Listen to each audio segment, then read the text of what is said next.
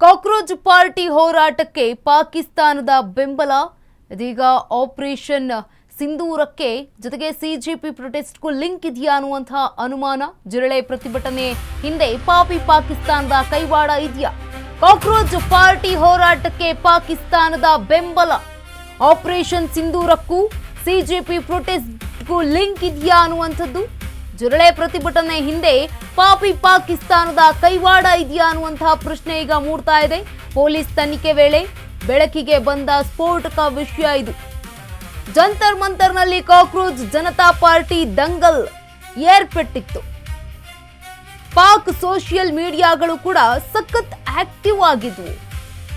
Operation ಸಿಂಧೂರ ವೇಳೆ ಸಕ್ರಿಯವಾಗಿದ್ದ ಖಾತೆಗಳೇ ಮತ್ತೆ active ಆಗಿರುವಂಥದ್ದು ಈ ಒಂದು ಸಿಜೆಪಿ ಪ್ರೊಟೆಸ್ಟ್ನಲ್ಲಿ. 480ಕ್ಕೂ ಹೆಚ್ಚು ಸೋಷಿಯಲ್ ಮೀಡಿಯಾ ಖಾತೆಗಳು ಪತ್ತೆಯಾಗಿರುವಂಥದ್ದು. ಸಿಂಧೂರದ ಸಮಯದಲ್ಲಿ ಅದೇ ಖಾತೆಗಳು ಸಕ್ರಿಯವಾಗಿ ಕೆಲಸವನ್ನ ಮಾಡಿದ್ವು. ಸಾಮಾಜಿಕ ಮಾಧ್ಯಮಗಳಲ್ಲಿ ತಪ್ಪು ಮಾಹಿತಿ ಹರಡ್ತಾ ಇರುವುದು ಬೆಳಕಿಗೆ ಬಂದಿತ್ತು.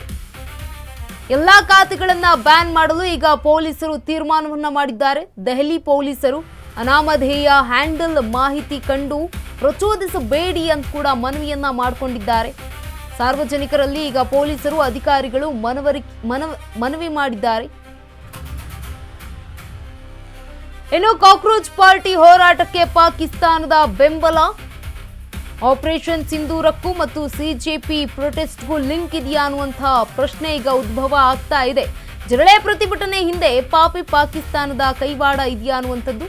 ಜಿರಳೆಗಳ ಹಿಂದೆ ಹಾಗಿದ್ರೆ ಪಾಕಿಸ್ತಾನ ಇದೆಯಾ ಅನ್ನುವಂತಹ ಪ್ರಶ್ನೆ ಈಗ ಒಂದೊಂದಾಗಿ ಗಮನಿಸ್ತಾ ಹೋಗೋದಾದ್ರೆ, ಇನ್ನು ಜಿರಳೆಗಳ ಹಿಂದೆ ಪಾಕಿಸ್ತಾನ ಇದೆಯಾ ಅನ್ನುವಂಥದ್ದು. ಸೋಷಿಯಲ್ ಮೀಡಿಯಾಗಳಿಂದ ದೇಶ ವಿರೋಧಿ ಮಾಹಿತಿ ರವಾನೆಯಾಗ್ತಾ ಇತ್ತು.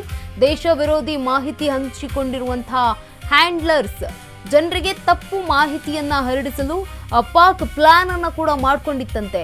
ದಾರಿ ತಪ್ಪಿಸುವ ವಿಷಯ ಪ್ರಸಾರ ಮಾಡಲು ಪಾಕ್ ಸಂಚನ್ನ ರೂಪಿಸಿರುವಂಥದ್ದು. ಉದ್ದೇಶಪೂರ್ವಕವಾಗಿ ವಿದ್ಯಾರ್ಥಿಗಳನ್ನ ಪ್ರಚೋದಿಸುವಂತಹ ಕೆಲಸವನ್ನ ಮಾಡ್ತಾ ಇತ್ತಂತೆ ಪಾಕಿಸ್ತಾನ. ಈ ಮೂಲಕ ಈಗ ದೆಹಲಿಯ ಪೊಲೀಸರ ವಿಚಾರಣೆ ವೇಳೆ ಇದು ಬಯಲಿಗೆ ಬಂದಿರುವಂತಹ ವಿಚಾರ. ಪ್ರತಿಭಟನೆ ಹಿಂದೆ ಪಾಕಿಸ್ತಾನದ ಕೈವಾಡ ಇದೆಯಾ ಅನ್ನುವಂತಹ ಶಂಕೆ. ತನಿಖೆಯ ವೇಳೆ ಈಗ ಬೆಳಕಿಗೆ ಬಂದಿರುವಂತಹ ಸ್ಫೋಟಕ ಮಾಹಿತಿಗಳು. ದೆಹಲಿ ಪೊಲೀಸರು ಈ ಒಂದು ಪ್ರಕರಣವನ್ನ ಭೇದಿಸಿದಾಗ ಈಗ ಮೊದಲನೇದಾಗಿ ಕಂಡು ಬರ್ತಾ ಇರುವಂಥದ್ದು ಸೋಷಿಯಲ್ ಮೀಡಿಯಾಗಳಲ್ಲಿ ಈ ಒಂದು ಅಕೌಂಟ್ಗಳು ಸಖತ್ ಆಕ್ಟಿವ್ ಆಗಿದ್ದಾವೆ. ಏನು ಆಪರೇಷನ್ ಸಿಂಧೂರದಲ್ಲಿ ಆಕ್ಟಿವ್ ಆಗಿದ್ದಂತಹ ಅಕೌಂಟ್ಗಳೇ ಈಗ ಮತ್ತೆ ಆಕ್ಟಿವ್ ಆಗಿರುವಂಥದ್ದು. ಆಪರೇಷನ್ ಸಿಂಧೂರಕ್ಕೂ ಹಾಗಿದ್ರೆ ಸಿಜೆಪಿಗೂ ಪ್ರೊಟೆಸ್ಟ್ಗೂ ಲಿಂಕ್ ಇದೆಯಾ ಅನ್ನುವಂತಹ ಪ್ರಶ್ನೆ ಮುಂದೆ ಬರ್ತಾ ಇದೆ.